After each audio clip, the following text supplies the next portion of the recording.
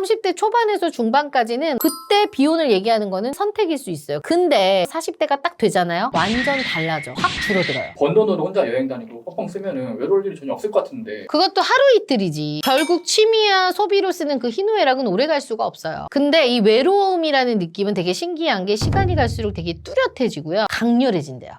잖아요. 그럼 이제 이때 미쳐버리는 거야. 이때 오시는 분들이 진짜 많아요.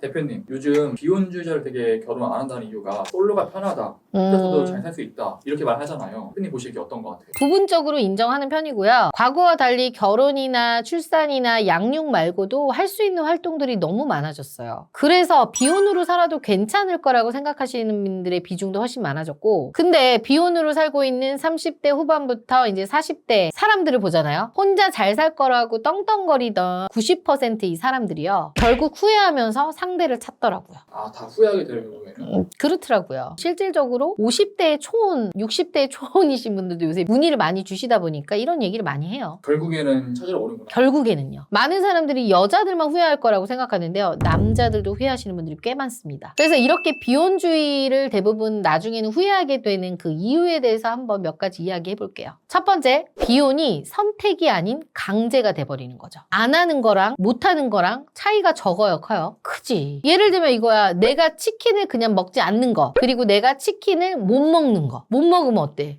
서럽지. 불행하지. 먹고 싶은데 못 먹는 거잖아. 그래서 30대 초반에서 중반까지는 어찌어찌 내가 몸부림을 치고 찾으려고 하면 찾고 결혼할 수 있어요. 충분히. 그때 비혼을 얘기하는 거는 충분히 선택일 수 있어요. 그만큼 수요가 있으니까. 근데 정말 30대 후반에서 40대가 딱 되잖아요? 완전 달라져. 확 줄어들어요. 선택받을 수 있는 확률이 줄어드는 거죠. 그래서 이때는 열심히 노력해도 안 되는 거야. 비혼이 선택에서 이제 강제가 되는 그 시기죠. 즉 결혼이 이제 안 하는 게 아니라 내가 못 하게 되는구나 라는 생각이 들면서 후회가 이제 밀려오는 거예요. 혹시 그러면 대표님 지인 주변 중에서 처음에 비혼 하다가 나중에 이런 식으로 비혼을 하게 된 케이스가 있어요. 제 주변에 무슨 업체를 운영하시는 분인데 남자분이 50대 한 중반 정도 됐는데 정말 3년 전의 모습과 지금 모습이 완전 달라요. 그때는 좀 그래도 괜찮았거든요. 근데 얼마 전에 봤는데 확 나이가 딱 드신 그 느낌이 들더라고. 그러면서 같이 이제 맥주를 간단하게 이렇게 먹었는데 집에를 가기 싫어하시더라고. 그러면서 자꾸 자기가 돈을 내면서 시간을 끌려고. 사람이 고파서. 그래서 내가 아니 사장님 이렇게 계속 이렇게 사람들 만나세요 그랬더니 나는 내가 돈을 줘야 사람들이 만나줘 라고 얘기를 하시더라고. 돈을 줘도 안 만나주는 사람도 있대. 다 결혼을 했잖아 주변에. 그 말 듣는데 좀 마음이 짠하더라고요. 그분도 되게 비혼이었다가 이제는 강제로 비혼이 된 케이스죠. 50 중반이니까 본인이 아이를 가질 수 없을 거라는 생각도 하시더라고. 가임기 여성이 그 나이 많은 남자를. 그렇지. 제가 그분을 아는 여자 언니들한테 좀 남자면 56세다 이러면 어머 미쳤나봐 이 집에 막 이래요.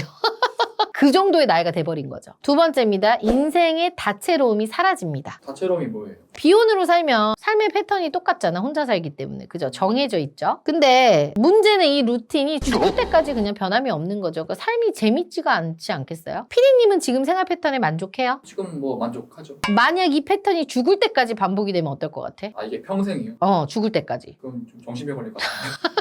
지금 당장은 뭐 이 주기가 계속 간다고 하면 평화롭고 뭐 좋긴 하겠지만 이 패턴이 계속 죽을 때까지 된다 그러면 정신병 걸릴걸? 그런데 반면 결혼은 어때요? 육아, 출산, 동거 등등 이런 변화를 계속 겪잖아. 특히 육아할 때 자식이 생기면요. 그 아이의 나이대별로 생기는 그 감정이라는 거는 이거는 설명할 수가 없어요. 그죠? 키워봐야 아는 거라서. 그거는 진짜 경험을 해볼 만 하거든. 아무리 힘들어도. 아, 그럼요. 살아가는 힘이 있잖아. 혼자 솔로로 살면서 커리어도 좀 높아지고 뭐 스펙도 쌓이면 물론 좋겠지만 그렇게 해서 번 돈 누구 줄 거예요? 혼자 쓰다 다 죽고 갈 거야? 너무 무료할 것 같지 않아? 사람이 누군가를 위해서 좀 쓰고 이런 재미가 있어야 되잖아. 근데 나의 아이와 내 새끼가 있으면 그게 또 다르거든요. 걔를 위해서 살아가는 그 뿌듯함. 그거는 인간으로서 한 번쯤은 겪어봐야 될 것 같아요. 그래서 비혼들은 아이가 자라면서 겪는 희노애락을 경험할 수 없기 때문에 이게 좀 많이 아쉽죠. 40 넘어서 50 넘어서 계속 이렇게 매번 무료한 생활이 이렇게 반복이 되면요. 비혼을 후회 후회하게 되는 경우가 은근히 많이 있습니다. 세 번째입니다. 외로움입니다. 사실 이게 가장 큰 이유죠. 절대 나는 외로움을 안 타 이랬던 분도 40대가 넘어가면 쓸쓸하고 외로워진다고들 얘기해요. 번 돈으로 혼자 여행 다니고 펑펑 쓰면은 외로울 일이 전혀 없을 것 같은데. 그것도 하루 이틀이지. 결국 취미야 소비로 쓰는 그 희노애락은 오래 갈 수가 없어요. 결국 무뎌지고 희미해져. 쾌락의 역치가 높아지기 때문이죠. 예를 들면서 우리가 햄버거를 먹어. 햄버거 처음 먹었을 때 너무 행복하지, 맛있어서. 근데 두세 번, 10번, 지금 20번, 지금은 어때? 무뎌지죠. 그렇게 되는 거야. 근데 이 외로움이라는 느낌은 되게 신기한 게 시간이 갈수록 되게 뚜렷해지고요. 강렬해진대요.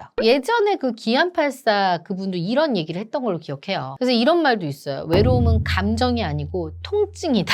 아니 외로움이 감정이 아니다. 왜 그런 거 있잖아. 매운맛도 맛이 아니라 통증인 것처럼 외로움도 통증이다. 이런 말이 있어요. 이게 과학적 근거가 있는 말이에요. 실제로 진통제를 먹으면요. 외로운 느낌이 감소한다는 연구 결과가 있대요. 외로우신 분들은 진통제를 드시면 좋을 것 같아요.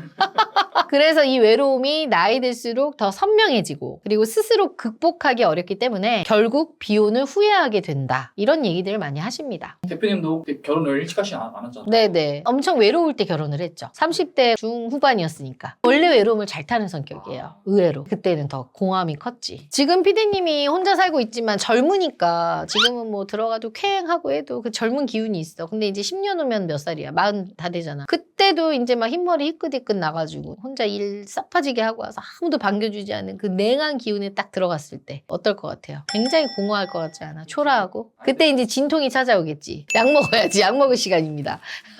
네 번째입니다. 공허함. 외로움을 넘어서 이제 공허함. 기댈 곳이 없어 이제. 나는 누구인가? 여기는 어딘가? 이런 생각 들지 않을까? 특히 이제 나이 들잖아요. 부모님 돌아가시잖아요. 그럼 이제 이때 미쳐버리는 거야. 이때 오시는 분들이 진짜 많아요. 부모님 돌아가실 때. 왜냐면 그때 이제 이런 얘기를 하지. 상복을 입고 있는데 막내 동생은 이미 결혼을 해서 뭐 아이랑 처가 옆에서 보고 있는데 자기는 장남인데 결혼도 안 하고 그러고 있으니까 되게 너무 초라하고 너무 자기가 불효를 하는 것 같더라. 엄마가 아빠가 혹은 눈을 못 감는 것 같더라. 이런 얘기까지 하시면서 우시는 분도 봤어요, 저는. 세상에 이제 홀로 남겨진 기분이지. 부모님이 없어지는 순간이잖아요. 그리고 형제가 있잖아요. 형제가 있어도 결혼하면 뭐 같이 봐요. 남이지 거의 뭐. 부모님이 계시면 부모님이 나를 찾아주고 형제간에도 자주 만나는데 부모님 없으면 형제간도 잘 안 만나요. 부모님이 안 계시는 거, 돌아가신 거기 때문에 내가 돌아갈 곳이 없는 거야 이제는.